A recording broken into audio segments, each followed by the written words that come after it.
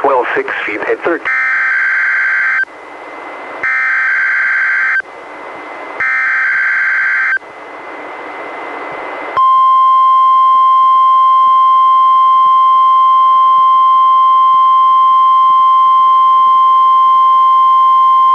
This is the National Weather Service office in Portland, Oregon.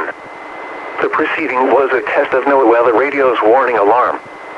Tests of these receivers are normally conducted every Wednesday between 11 a.m. and noon. If there is a threat of severe weather on the day of the test, it will be postponed until the following week. This concludes this test. We now return to our regular programming.